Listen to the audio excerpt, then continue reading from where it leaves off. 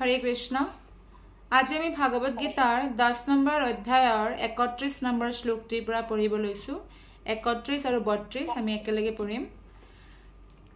পৱনঃ পাৱতামস্মি ৰামঃ শস্ত্ৰভৃতামহম যশাণমাকৰচ্ছাস্মি स्त्रोतसामस्मि जाह्नवी पवनः पावतामस्मि रामः शस्त्रभृतामहं जषाणमाकरच्चास्मि स्त्रोतसामस्मि जाह्नवी सर्गाणामादिरन्तच्च मध्यं चैवाहमर्जुन अध्यात्मविद्याविद्यानं वादः प्रवदतामहम्। अनुवाद और तात्पर्य श्रील प्रभुपादर द्वारा। श्रील प्रभुपाद की जय। আনক পবিত্ৰ কৰিব পৰাবিলাকৰ ভিতৰত মই বায়ু। আমি দেখা পাওঁ যে যিবিলাক ঘৰত একদম বায়ু নুসুমায়, খিৰিকী নাই, ভেন্টিলেশ্যন নাই আৰু বায়ু প্ৰবাহ ভালদৰে নহয়, যেনেকৈ আজিকালি মডাৰ্ণ যুগত বহুত বেছমেণ্টত ঘৰো বনায় মানুহে, বেছমেণ্টত থাকে বা চাৰিওফালে ফ্লেট আছে, গতিকে ভালদৰে হাৱা পাছ নহয়, সেইটো মানে তাতে আমি দেখা পাওঁ যে সেইটো ইমান পবিত্ৰ নহয়। আচলতে নেগেটিভ এনাৰ্জি তাত বহুত মানে থকাৰ বহুত চান্স থাকে। সেইকাৰণে সদায় আমি ঘৰৰ আপুনি দেখা পাব ডাঙৰ মানুহবিলাকে খাস বিশেষকৈ যেনেদৰে মা দেউতাসকলে কি কৰে, সদায় ঘৰৰ দৰ্জা খুলি দিয়ে, অলপ বতাহ আহিলে পবিত্ৰ হ'ব বায়ুখিনি। আৰু আমি যেতিয়া এটা বন্ধ ৰুমত থাকোঁ, যদি AC চলি থকা নাই, পাংখা চলি আছে কেৱল, তেতিয়া আমাৰ নাকেৰে অনৰ্গল কাৰ্বহাইড্ৰেট ওলাই আছে। আমি অক্সিজেন ৰুমৰ সম্পূৰ্ণ গ্ৰহণ কৰিছোঁ আৰু কাৰ্বহাইড্ৰেট আমাৰ ওলাই আছে। গতিকে কি হ'ব, অট'মেটিকেলি প্ৰদূষিত হৈ যাব। আৰু এনেও আমি দেখা পাওঁ যে বায়ুৱে বহুত শুদ্ধিকৰণ কৰে, সূৰ্যৰ জ্যোতিয়ে বহুত শুদ্ধিকৰণ কৰে। ঠিক তেনেদৰে ভগৱানে কৈছে যে বহুত পবিত্ৰ কৰিব পৰাসকলৰ ভিতৰত হৈছে মই বায়ু। আৰু অস্ত্ৰধাৰীসকলৰ ভিতৰত মই ৰাম। ৰাম মৰ্যাদা পুৰুষোত্তম হয়, অস্ত্ৰধাৰীসকলৰ ভিতৰত সকলোতকৈ শ্ৰেষ্ঠ হয়। ইমান পৰাক্ৰম থকাৰ পিছতো ৰামে কেতিয়াও নিজৰ মৰ্যাদা উলংঘন কৰা নাই। সকলোবিধ মাছৰ ভিতৰত মই মগৰ মাছ। মগৰ মাছ মানে আটাইতকৈ ইয়াত বায়ু যে পবিত্ৰ কৰে তাৰে আৰু এটা প্ৰমাণ আছে। যেনেকৈ আমাৰ শৰীৰৰ ভিতৰতে বহুত প্ৰকাৰৰ বায়ু আছে, কিন্তু যদি কোনোবাই নিয়মিত ৰূপত প্ৰাণায়াম কৰে তেতিয়াও তেওঁৰ হেল্থ ভালে থাকে আৰু শৰীৰৰ ওজনো নিয়ন্ত্ৰিত হৈ থাকে। বহুত বেমাৰৰ পৰা তেওঁ মুক্ত হৈ যায়, কাৰণ বায়ুৰ দ্বাৰাই প্ৰাণায়াম হয়। আমাৰ উশাহ নিশাহ বায়ুৱে হয়, গতিকে তাৰ দ্বাৰা কি হয়, আমাৰ শুদ্ধিকৰণ হয়। গতিকে অস্ত্ৰধাৰীসকলৰ ভিতৰত ৰাম কিয়? কাৰণ ৰামৰ যি ধনুৰ টংকাৰ হয়, সাগৰেও সমুদ্ৰও ভয় খাই গৈছিল। এতিয়াও যদি আপোনালোকে ৰামেশ্বৰম যায়, ৰামেশ্বৰমৰ যে সাগৰখন যি ৰামে সেতু বনাইছিল, একদম শান্ত সাগৰ। আপোনাৰ এনেকুৱা লাগিব এইখননো কি সাগৰ, একদম নদীৰ দৰে, একো ঢৌ অহা নাই। আৰু যদি আপুনি জগন্নাথ পুৰী যায়, কিমান ঢৌ আহে, মানুহক টানি লৈ যায়, হয়নে নহয়? বহুতো মানুহৰ এনেকুৱা দুৰ্ঘটনা হৈছেও। গতিকে ইয়াত কিন্তু ঢৌ নাই।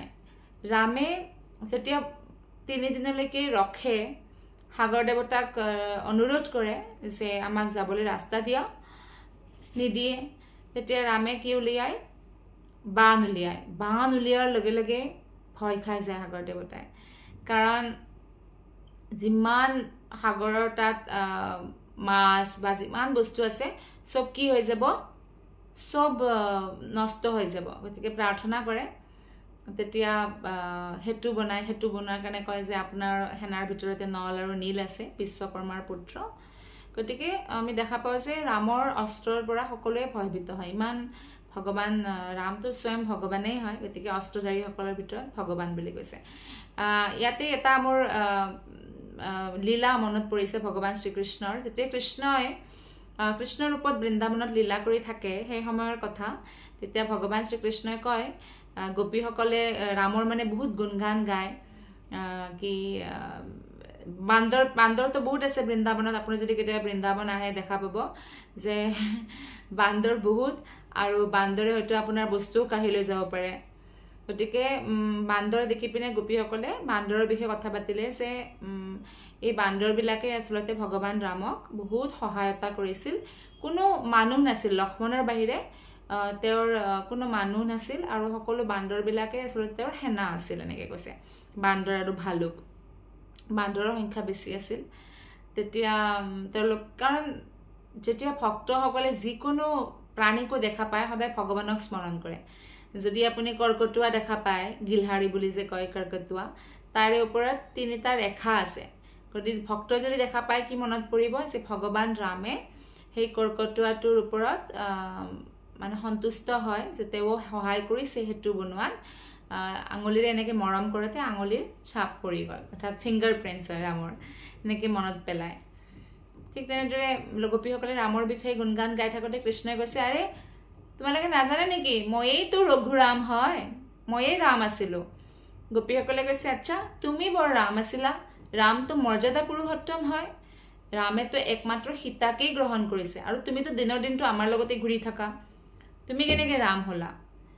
আৰু ৰামৰ যে ধনুত একদম 3 লোক কম্পায়মান হৈ যায়, কঁপি কঁপি যায়, তোমাৰ ধনুষ ক'ত তোমাৰ? তেতিয়া কৃষ্ণই কৈছে, আৰে মই যেনেকৈ সীতাক গ্ৰহণ কৰিছিলোঁ তেনেকৈ মই ৰাধাক গ্ৰহণ কৰিছোঁ, আৰু ৰাধাৰেইতো তোমালোক বিস্তাৰ হয়। আৰু যি ধনুষৰ কথা কৈছা, ধনুষ নাই মোৰ তাত বৰ্তমান, বাঁহীটো আছে, মই বাঁহী বজালে 3 লোক স্তব্ধমান হৈ যায়, আচৰিত হৈ যায়। যিবিলাক চলি থকা বস্তু যেনেকৈ নদী এইবিলাক ৰৈ যায়, যেনে যমুনা নদী বৈ থাকে স্তব্ধ হৈ যায় কৃষ্ণই যেতিয়া বাঁহী বজায়। আৰু যিবিলাক ৰখিব লাগে যেনেদৰে গছ গছনি, তেওঁলোকে ভুলতে চলা আৰম্ভ কৰে, মানে ইমান মানে মুগ্ধ হৈ যায়, মন্ত্ৰমুগ্ধ হৈ যায়। তেতিয়া গোপীসকলে কৈছে, আচ্ছা তুমি যদি ৰামেতো সেইটো বনাইছিল, একদম পুৰা সাগৰখনকে বান্ধি দিছিল, তুমি বান্ধিব পাৰিবা নেকি? এই সৰোবৰটোক বান্ধিব, সৰু সৰোবৰটোকে বান্ধিব নোৱাৰিবা তুমি? কৈছে, কিয় নোৱাৰিম, মই পাৰিম, ময়েই ৰাম হয়, আহা তোমাক প্ৰমাণ দিওঁ, যোৱা তোমালোকে শিল লৈ আহা, মই এই সৰোবৰটো বান্ধি দিম। তেতিয়া গোপীসকলে কয়, আৰে তুমি যদি ৰাম, তুমি বান্দৰবিলাকক কোৱা না শিল আনিব, আমাক কিয় কৈছা শিল আনিব? তেতিয়া কৃষ্ণই কৈছে, ঠিক আছে মই বান্দৰকে ক'ম। কৃষ্ণ তেতিয়া বাঁহী বজায়, আৰু বাঁহী বজাই বান্দৰক মাতে, আৰু ইমান হেজাৰ যে বান্দৰ যে একেলগে আহি গৈছে, একদম কৃষ্ণক প্ৰণাম কৰিছে। তাৰপিছত খুব শিল আনি কৃষ্ণক দিছে, আৰু কৃষ্ণই নিজৰ হাতেৰে শিল এনেকৈ দলিয়াই সেতু বনাই দিছে, সেই সৰোবৰটো বান্ধি দিছে। আৰু বান্ধি পিনে সিপাৰে যাই পিনে সেই সৰোবৰত মানে ওপৰত বনোৱা দলংখনতেই, শিলৰ দলঙত উঠি পিনে গোপীসকলৰ ওচৰত আহি কয়, এতিয়া কোৱা, এতিয়া মই ৰাম হয়নে নহয়? ময়েই ৰাম হয়। গোপীসকলে কৈছে, যোৱা, বহুতে এনেকৈ দেৱী দেৱতাৰ পূজা কৰি পিনে বহুত সিদ্ধি লাভ কৰে, তুমিও কিবা এটা এনেকুৱা লাভ কৰিছা, আমি এইবিলাকত বিশ্বাস নকৰোঁ বুলি কৈ গুচি যায়। তো এনেকৈ ভগৱান কৃষ্ণ আৰু গোপীসকলৰ মাজত এনেকুৱা ৰসৰ লীলা হৈ থাকে।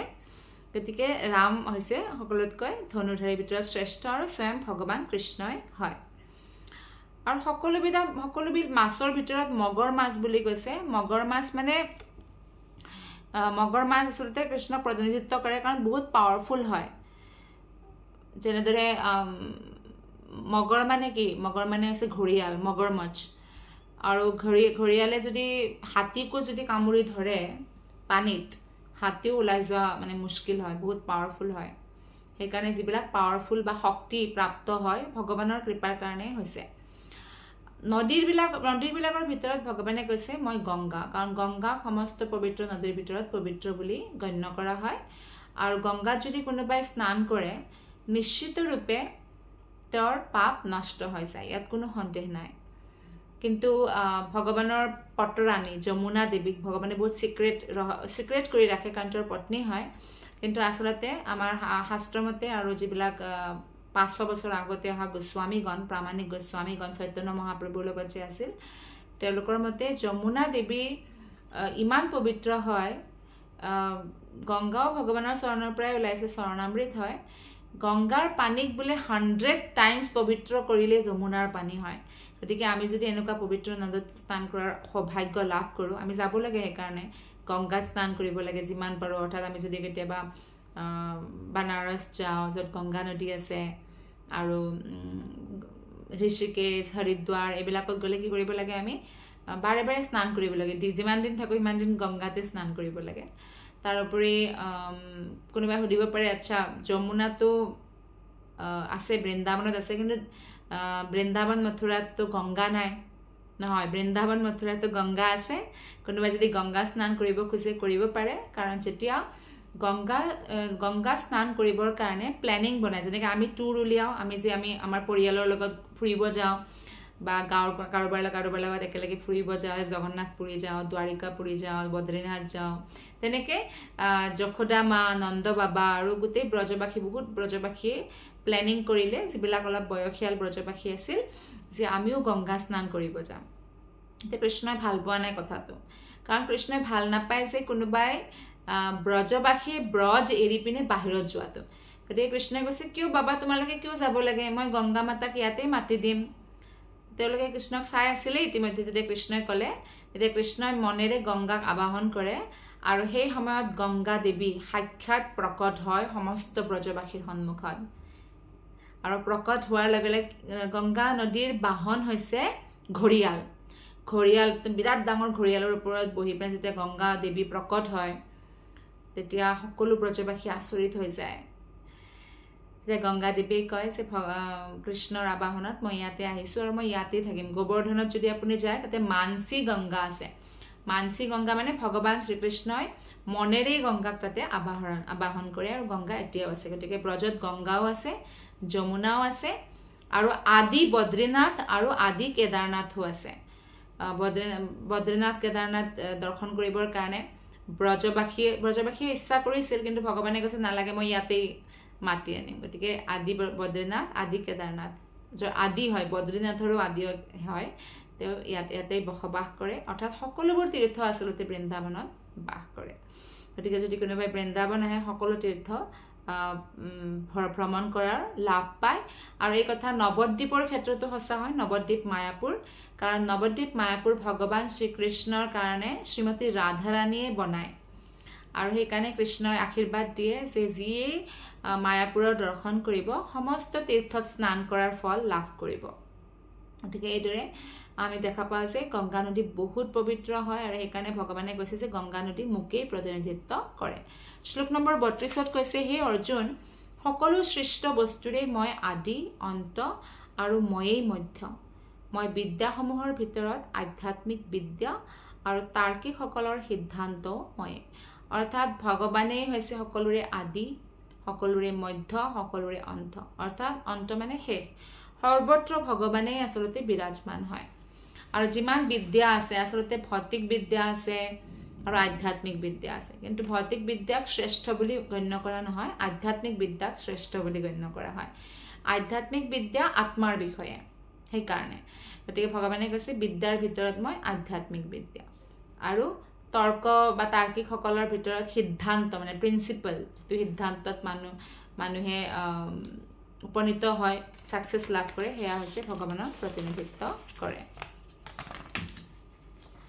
তাৎপৰ্য শিল প্ৰভুপাদে কৈছে সৃষ্ট বস্তুসমূহৰ ভিতৰত সৰ্বপ্ৰথমে সৃষ্টি হয় মহৎ তত্ত্বৰ পূৰ্বতে কৈ অহাৰ দৰে পৰিদৃশ্যমান জগতখনৰ সৃষ্টি আৰু পৰিচালনা কৰে মহাবিষ্ণু গৰ্ভোদকশাই বিষ্ণু আৰু ক্ষীৰোদকশাই বিষ্ণুৱে আৰু সৃষ্টিৰ বিনাশ কৰে ভগৱান শিৱই ব্ৰহ্মা যদিও সৃষ্টিকৰ্তা বুলি গণ্য কৰা হয় কিন্তু তেওঁ গৌণ সৃষ্টিকৰ্তা অৰ্থাৎ গৌণ মানে সেকেন্ডাৰী প্ৰাইমাৰী সৃষ্টিকৰ্তা হৈছে ভগৱান নিজেই ভগৱানৰ উখাহৰ পৰাই ইমান ডাঙৰ ডাঙৰ ব্ৰহ্মাণ্ডৰ প্ৰকট হয় গতিকে যে ইয়াতে মহৎ তত্ত্বৰ বিষয়ে যে কৈছে মহৎ তত্ত্বনো কি প্ৰথমে আমি হেতু বুজি পাব লাগিব মহৎ তত্ত্ব হৈছে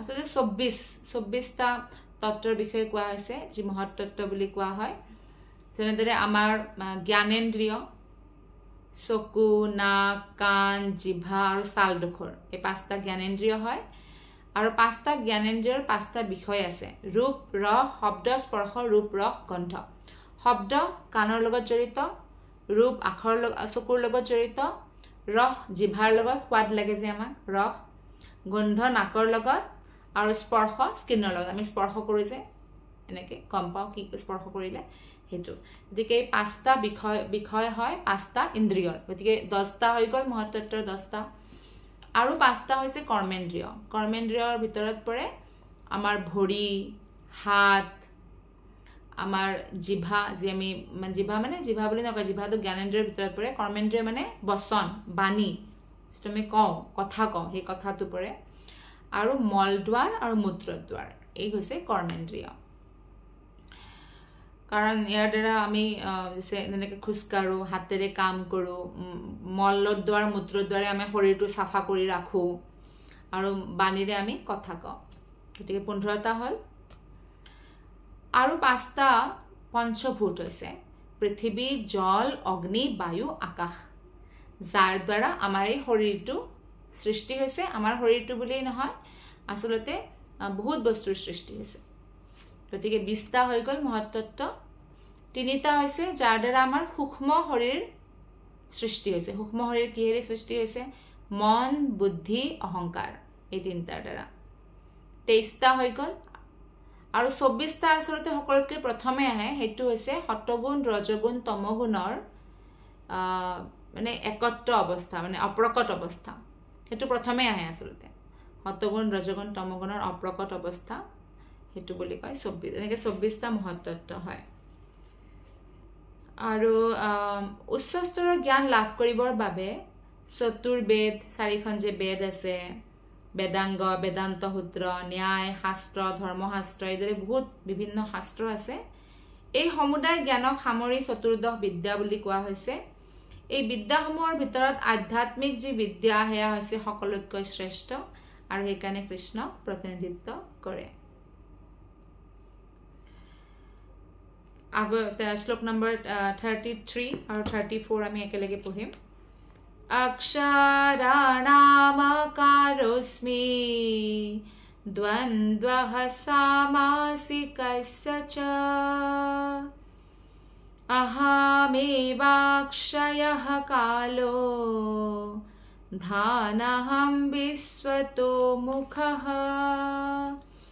मृत्युः सर्वाहरच्चाहम् उद्भवस्य भविष्यतम् कीर्तिः श्रीर्वाक्च नारीणम् स्मृतिर्मेधा धृतिः क्षमा ভগৱানে কৈছে অক্ষৰসমূহৰ ভিতৰত অ বৰ্ণটো ময়েই অক্ষৰ মানে আখৰৰ ভিতৰত অটো শ্ৰেষ্ঠ আখৰ হয় কাৰণ অৰ পৰাই বাকী আগবাঢ়ে গতিকে অ ভগৱানক সেই কৰে প্ৰতিনিধিত্ব কৰে আৰু সমাহবিলাকৰ ভিতৰত ময়েই দণ্ড সমাহ আৰু ময়েই ক্ষয়হীন কাল ভগৱানেই হৈছে সময় সেইকাৰণে যিবিলাকে সময়ক গুৰুত্ব দিয়ে তেওঁলোকে বহুত আগবাঢ়ি যায় ভৌতিক সেইটো আগবাঢ়ি যায় আৰু সৃষ্টিকৰ্তাসকলৰ ভিতৰত ব্ৰহ্মা ময়েই গতিকে ব্ৰহ্মাও আচলতে ভগৱানৰ গুণাৱতাৰ হয় গতিকে যেনেকৈ ৰাম কৃষ্ণ দুটা পদেৰে হোৱা কাৰণে সমাহ দণ্ড সমাহ বুলি কোৱা হয় এই সমাহটোত ৰাম আৰু কৃষ্ণই দুয়ো পদ একে বিভক্তি ৰূপতে আছে সেইবাবে এনে সমাহক বোলা হয় দণ্ড বা জুৰিয়া তাৎপৰ্যত কৈছে শ্ৰীল প্ৰভুপাদে আৰু যদি কোনোবাই সংহাৰকৰ্তা হয় সংহাৰকৰ্তাৰ ভিতৰত যি নষ্ট কৰিব পাৰে সকলোতকৈ শ্ৰেষ্ঠ হৈছে সময়ে মানুহক আজি যদি কোনোবাই বহুত অহংকাৰ কৰিছে সময়ে তাক শিক্ষা দিয়েই কোনোবাই যদি নিজৰ সৌন্দৰ্যৰ কাৰণে বা যৌৱন কালৰ কাৰণে অহংকাৰ কৰিছে এদিন তেওঁ বুঢ়া হৈ যাব গতিকে সময়তকৈ ডাঙৰ আৰু ক্ষয় কৰিব পৰা একো বস্তু নাই শ্লোক নম্বৰ 34ত কোৱা হৈছে মৃত্যুঃ সৰ্বাৰচ্ছাহম উদ্ভৱস্য ভৱিষ্যতাম তাৰ অৰ্থ হৈছে সকলোকে সংহাৰ কৰোতা মৃত্যুময়ে যদি আমি ভগৱানৰ ভক্তি কৰি ভগৱানৰ দৰ্শন কৰিব নোৱাৰোঁ তেনেহ'লে মৃত্যু ৰূপত ভগৱানে আমাক দৰ্শন দিব আৰু তেতিয়া সেইটো দৰ্শন অলপমান মানুহৰ ভয়ো লাগে গতিকে যদি কোনোবাই ভক্তি কৰে তেনেহ'লে কিন্তু মৃত্যুৰ সময়ত তেওঁলোকৰ কোনো ধৰণৰ ভয়ৰ সৃষ্টি নহয় যিবিলাক ভৱিষ্যতে উৎপন্ন হ'ব সেইবিলাকৰ উৎপাদনী শক্তি ময়ে অৰ্থাৎ বৈজ্ঞানিকে হয়তো বহুত বস্তু বনাইছে ইতিমধ্যে আৰু বনাব কিন্তু ভগৱানে কৈছে তেওঁলোকক বনোৱাৰ যিটো শক্তি দিয়ে সেইটো ময়ে হয় ময়েই নাৰীসকলৰ কীৰ্তি সৌভাগ্য মধুৰ বাণী স্মৃতি শক্তি মেধা ধৈৰ্য আৰু ক্ষমা সেইকাৰণে আমি কি কৰিব লাগে সদায় মধুৰ বাণী ক'ব লাগে ভগৱান কৃষ্ণ প্ৰসন্ন হয় আৰু ভগৱানে আচলতে আমাক সকলো ধৰণৰ গুণ প্ৰদান কৰে জন্ম লাভ কৰাৰ পাছৰ পৰা মানুহ এজনে ক্ষণে ক্ষণে আচলতে তেওঁৰ মৃত্যু হয় আপুনি মই সকলোৱে এদিন এবছৰীয়া এটা শিশু আছিল কিন্তু লাহে লাহে লাহে লাহে আমাৰ শৰীৰ বাঢ়ি সেই পুৰণা শৰীৰটো আমি ত্যাগ দিলোঁ আৰু ডাঙৰ হ'ল আমাৰ শৰীৰটো সেইদৰে এদিন মৃত্যুও আহে আৰু ইয়াতে তাৎপৰ্যত প্ৰভুপাদে কৈছে যে আমাৰ জীৱনত 6 বিধ বিৱৰ্তন হ'ল সেয়া হৈছে জন্ম হয় জন্ম হোৱাৰ পিছত বহুত জলদি জলদি বাচ্চা এটা বাঢ়ে ন কাপোৰবোৰ সৰু সৰু হৈ যায় স্থিতি আৰু অলপ সময়ৰ কাৰণে একদম দেখাত একে যেন থাকে 16 বছৰৰ পৰা যেনেকৈ দেখাত একে যেনে লাগিব আৰু পিছত বিয়া পাতে সন্তান হয় আৰু তাৰপিছত লাহে লাহে বুঢ়া হয় আৰু বুঢ়া হয় মৃত্যু প্ৰাপ্ত কৰে এই 6টা বিৱৰ্তন ইয়াতে কোৱা হৈছে যে কীৰ্তি শ্ৰী মানে সৌন্দৰ্য বাক মানে কোৱা শক্তি স্মৃতি মনত ৰখা শক্তি মেধা যি আমাৰ মেধাৱী বুলি কয় যে বুদ্ধি ধৃতি ধৈৰ্য আৰু ক্ষমা এই 7টা ঐশ্বৰ্যই স্ত্ৰীলিংগৰ পদেৰে উল্লেখিত হৈছে কোনো মানুহৰ যদি এই ঐশ্বৰ্যৰ ভিতৰত কিছুমান ঐশ্বৰ্য আছে তেওঁ বহুত মহিমামণ্ডিত হয় আৰু সংস্কৃত ভাষাটো বিজ্ঞানসন্মত পৰিপূৰ্ণ ভাষা সেইবাবে এই ভাষাটো অত্যন্ত গৰিমাময় অধ্যয়ন কৰাৰ পাছত কিবা এটা কথা মনত ৰাখিব পৰা ক্ষমতাটো হ'ল আমাৰ স্মৃতি কিমান স্মৃতি শক্তি তেওঁৰ ভাল বেয়া এটো ভগৱানৰ কৃপাৰ কাৰণেই হয় নানান গ্ৰন্থ অধ্যয়ন কৰাৰ ক্ষমতাৰ লগতে সেই গ্ৰন্থৰ জ্ঞান আহৰণ কৰি সময়ত তাক যদি কোনোবাই প্ৰয়োগ কৰিব পাৰে তাক কোৱা হয় মেধা শক্তি আৰু মানে আমি বহুত হয়তো পঢ়িব পাৰোঁ কিন্তু যদি পঢ়াৰ পিছত সময় যেতিয়া আহে তেতিয়া আমি যদি হেতু জ্ঞানটো উপযোগ কৰিব পাৰোঁ হেতুক মেধা বুলি কোৱা হৈছে এটো এটা ঐশ্বৰ্য হয় আৰু অস্থিৰতাক জয় কৰি কোনো এটা অৱস্থাত বা বিষয়ত স্থিৰ হৈ লাগি থাকিব পৰা ক্ষমতাটো হৈছে ধৃতি কাৰণ এই সংসাৰত বহুত মানুহে হয়তো বহুত আমাক প্ৰভোগ কৰিব পাৰে আৰু বা আমাৰ যিটো সময়ৰ কাৰণেও আমাৰ মনটো হয়তো বিচলিত হ'ব পাৰে দুখৰ কাৰণে বা কষ্টৰ কাৰণে কিন্তু যদি তথাপিও এনেকুৱা পৰিস্থিতিত কোনোবাই যদি ধৈৰ্য ধাৰণ কৰি ভগৱানৰ ভক্তি কৰি থাকে সেই শক্তিটো আচলতে ভগৱানক প্ৰতিনিধিত্ব কৰে গতিকে ধৈৰ্যটো এটা মহান গুণ হয় আৰু যদি সকলো গুণেৰে বিভূষিত হোৱা সত্ত্বেও কোনোবাজন বিনয়ী আৰু নম্ৰ হৈ থাকে তা ভগৱানৰ প্ৰিয় হয় তেওঁ সুখ আৰু দুখৰ অৱস্থাটো যদি অবিচলিত হৈ থাকে তেনেহ'লে সেই ব্যক্তিজনৰ ভিতৰত আচলতে ক্ষমা নামৰ ঐশ্বৰ্য আছে কাৰণ মানুহক যদি আমি ক্ষমা নকৰোঁ আমাৰ মনটো অস্থিৰ হৈ থাকে কিন্তু যদি আমি ক্ষমা কৰি দিওঁ আৰু ভগৱানৰ ওপৰত এৰি দিওঁ কাৰণ মানুহেতো মৰ্যাদা বহুত ভংগ কৰে বহুত মানুহে কথাৰ মৰ্যাদা আজি ক'ব নালাগে এনেকুৱা ধৰণৰ কথা কৈ আঘাত দিয়ে কিন্তু আমি যদি ক্ষমা কৰি দিওঁ আৰু ভগৱানৰ ওপৰত এৰি দিওঁ যে ভগৱানে চাব আমি এই বিষয়ে ভাবি নাথাকোঁ আৰু তেতিয়া নিশ্চিত ৰূপে কি হয় এনেকুৱা ব্যক্তিয়ে ক্ষমা নামৰ ঐশ্বৰ্যটো প্ৰাপ্ত কৰে শ্লোক নম্বৰ 35 বৃহৎ সামা তথা সামনম গায়ত্ৰী ছন্দসামহম মাসানাম মাৰ্গশীৰ্ষোহম ঋতুনাম কুসুমাকৰঃ সেইদৰে সামবেদৰ মন্ত্ৰসমূহৰ ভিতৰত মই বৃহৎ সাম মন্ত্ৰক শ্ৰেষ্ঠ বুলি কোৱা হয় বহুত মানে শুনাত বহুত ভাল লাগে আৰু ছন্দবদ্ধ কৰি কবিতাসমূহৰ ভিতৰত ভগৱানে কৈছে মই গায়ত্ৰী মন্ত্ৰ কিন্তু গায়ত্ৰী মন্ত্ৰ যিটো আমাৰ টেপত বাজি থাকে সেইটো আমি যেনেকৈ তেনেকৈ জপ কৰিব নালাগে আমি মহামন্ত্ৰ জপ কৰিব লাগে আৰু গায়ত্ৰী মন্ত্ৰ কেৱল সেইটোৱে এটাই গায়ত্ৰী নহয় বহুতকেইটা গায়ত্ৰী আছে গতিকে সেই গায়ত্ৰী মন্ত্ৰ ভগৱানকে প্ৰতিনিধিত্ব কৰে আৰু মাহবিলাকৰ ভিতৰত ভগৱানে কৈছে মই আঘোণ মাহ আৰু ঋতুসকলৰ ভিতৰত মই ফুলেৰে পৰিপূৰ্ণ বসন্ত ঋতু। তাৎপৰ্য শিল প্ৰভুপাদে কৈছে যে এই কথা ভগৱানে ইতিপূৰ্বেই কৈ গৈছে যে সকলো বেদৰ ভিতৰত ভগৱান সামবেদ হয়। সামবেদত বিভিন্ন দেৱতাই গোৱা বহুত সুন্দৰ সুন্দৰ গীত আছে আৰু এই গীতসমূহৰ ভিতৰত বৃহৎ সাম এটা গীত হয় আৰু সেইকাৰণে এই গীতৰ কিয়নো অপূৰ্ব সুৰ মাধুৰ্য আছে আৰু এই গীতটো যিটো গীত বৃহৎ সাম বুলি কয় মাজনিশা গোৱা হয়। সংস্কৃত ভাষাত কবিতাৰ বাবে বহুতো ছন্দ আছে। কবিতাৰ ছন্দ আৰু মিলৰ যেনে ইচ্ছা তেনেদৰে প্ৰয়োগ কৰিব নোৱাৰি। এই যিটো ছন্দত আমি গাব লাগে সেইটো ছন্দতেই গাব লাগে আচলতে। আৰু ছন্দবদ্ধ কবিতাসমূহৰ ভিতৰত উচিতভাৱে অৰ্হতা অৰ্জন কৰা ব্ৰাহ্মণসকলে গায়ত্ৰী মন্ত্ৰ আদি গায়। গায়ত্ৰী মন্ত্ৰটো শ্ৰীমদ ভাগৱতমত উল্লেখ কৰাও হৈছে আৰু বিশেষকৈ ভগৱানক উপলব্ধি কৰাটোৱে গায়ত্ৰী মন্ত্ৰৰ উদ্দেশ্য হয়।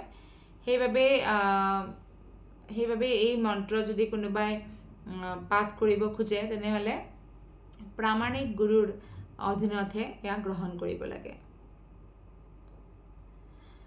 আৰু ব্ৰহ্মাই হৈছে এই মন্ত্ৰৰ প্ৰৱৰ্তক আৰু গুৰু শিষ্য পৰম্পৰাক্ৰমে তেওঁৰ পৰা এই মন্ত্ৰটিৰ প্ৰচাৰ লাভ কৰি আহিছে। অৰ্থাৎ আচলতে গায়ত্ৰীৰ জন্ম হয় ভগৱানৰ বাহিৰ পৰা। যেতিয়া ব্ৰহ্মাই তপস্যা কৰে, এয়া ব্ৰহ্মসংহিতাৰ 5 নম্বৰ অধ্যায়ৰ 27 নম্বৰ শ্লোকত আছে। তেতিয়া গায়ত্ৰী দেৱীৰ ভগৱানৰ বাহিৰ পৰা উৎপত্তি হয় আৰু ব্ৰহ্মাৰ কণ্ঠত আচলতে প্ৰৱেশ কৰে গায়ত্ৰী আৰু তেতিয়াই ব্ৰহ্মাই সম্পূৰ্ণ জ্ঞান লাভ কৰে। এইদৰে বহুত মানে ভগৱানৰ আচলতে বহুত শ্ৰেষ্ঠ ভক্ত হয় গায়ত্ৰী। সকলোবোৰ মন্ত্ৰ আচলতে এটা এটা পাৰ্চনেলিটি হয়। গতিকে যেতিয়া আমি যেনেকৈ হৰে কৃষ্ণ মহামন্ত্ৰ সাক্ষাৎ কৃষ্ণ হয়, যেতিয়া আমি কৃষ্ণক আবাহন কৰোঁ আৰু হৰে কৃষ্ণ মহামন্ত্ৰ জপ কৰোঁ, তেতিয়া ভগৱান লগে লগে আমাৰ জিভাত নৃত্য কৰিবলৈ আৰম্ভ কৰি দিয়ে। আৰু আঘোণ মাহৰ ভগৱানে কিয় কৈছে আঘোণ মাহটো উত্তম বুলি? কাৰণ ভাৰতত এই সময়ত খেতি চপোৱা হয় আৰু সেই সময়ত মানুহবিলাক বহুত সুখী হয়। বসন্ত ঋতুটো মানুহবিলাক বহুত ভাল পায় কাৰণ সেই সময়ত গৰমো কম হয়, ঠাণ্ডাও নাথাকে, গছবিলাকত একদম কুঁহিপাত ওলায়, সুন্দৰ সুন্দৰ সেউজীয়া সেউজীয়া ফুলবোৰ ফুলি ফুলি জকমকীয়া হৈ পৰে। গতিকে বসন্ত কালতেই কৃষ্ণৰ লীলাসমূহৰ লগত জড়িত বহুত বেছি উৎসৱ হয়। গতিকে এই ঋতুটোকো ভগৱানে কৈছে ময়ে প্ৰতিনিধিত্ব কৰোঁ। শ্লোক নম্বৰ 36। আমি এই অধ্যায়টো যে পঢ়ি আছোঁ, এই অধ্যায়টো আচলতে ঐশ্বৰ্য, ভগৱানৰ ঐশ্বৰ্যৰ বিষয়ে কৈছে এই অধ্যায়টিত। তো আজি আমি শ্লোক নম্বৰ 36লৈকে পঢ়িম। দ্যুতম চলয়তামস্মি তেজস্তেজস্বিনামহম জয়োহস্মি ব্যৱসায়ম अस्मि সত্ত্বম সত্ত্বৱতামহম। মই প্ৰবঞ্চনাকাৰীবিলাকৰ ভিতৰত জুৱা খেল। মানুহে ভাবে যে আমি বহুত ঠগিব পাৰোঁ, কিন্তু ভগৱানতকৈ ডাঙৰ কোনেও ঠগিব নোৱাৰে। ভগৱান সকলোতকৈ শ্ৰেষ্ঠ। গতিকে আমি কেতিয়াও বেলেগ মানুহক ঠগিব নালাগে। যদি আমি বেলেগ মানুহক ঠগোঁ, ভগৱানে তেতিয়া আমাক ঠগি দিব। আৰু বেলেগ মানুহে যদি আমাক ঠগে, ভগৱানে আমাৰ ৰক্ষা কৰিব। কিন্তু ভগৱানে যদি আমাক ঠগে, আমাক কোনে ৰক্ষা কৰিব? গতিকে আমি কেতিয়াও ঠগিব নালাগে। আৰু তেজস্বীসকলৰ ভিতৰত যে তেজ আছে সেয়া ভগৱান হয়। আৰু ময়েই জয়, কৃষ্ণই কয় ময়েই জয়। কোনোবা যদি বিজয় হৈছে সেয়াও ভগৱানকে প্ৰতিনিধিত্ব কৰে। ময়েই উদ্যম আৰু বলৱানসকলৰ বল ময়ে। বহুত শক্তি লাভ কৰে, পেহেলৱান একদম বলৱান হয়, অহংকাৰ কৰে। আচলতে ভগৱানে হয় এয়া।